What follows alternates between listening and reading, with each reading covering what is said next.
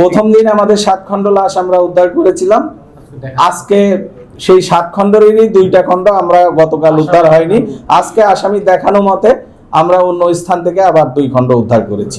এটা মূলত একটা অবৈধ সম্পর্কের জের হিসাবে এই হত্যাকাণ্ডটা ঘটেছে।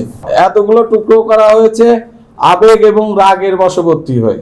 সে ক্ষোভটা ছিল মানে যে মহিলা তাকে খুন করেছে তার সঙ্গে এই শিল্পপতির একটা সম্পর্ক ছিল, পাশাপাশি অন্য আর এক মহিলার সঙ্গে যখনই সম্পর্ক করে এ তখন মনের আবেগে তাকে নেশা জাতীয় দ্রব্য খাইয়ে অজ্ঞান করে তাকে খুন করে টুকরো টুকরো করে।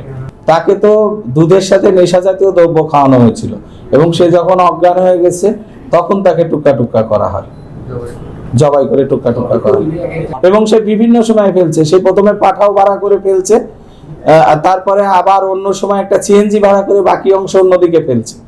গতকাল খুব ভোরে শিল্পপতি জসিমউদ্দিন মাসুদের লাশ পাওয়া যায় ব্রিজের কাছে, কাশপুর ব্রিজের কাছে পূর্বাচলে 7 খণ্ড লাশ পাওয়া যায়। আমার পুলিশ আমরা তাৎক্ষণিক এই বিষয় নিয়ে কাজ শুরু করি এবং আমরা এই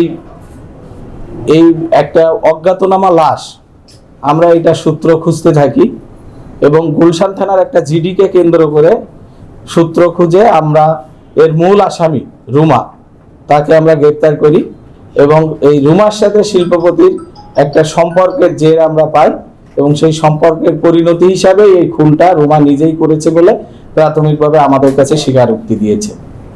এর সাথে আরো যারা জড়িত আছে তাদেরকেও আমরা আইনের আওতায় এবং গ্রেপ্তারের চেষ্টা অব্যাহত আছে। এবং সবচেয়ে বড় বিষয় হলো যে একটা আইডেন্টিফাইড 7 খণ্ড লাশের যে আসামি আমার পুলিশ অতি দ্রুততার সাথে 24 ঘন্টার মধ্যেই আমরা গ্রেপ্তার করতে সক্ষম হয়েছি।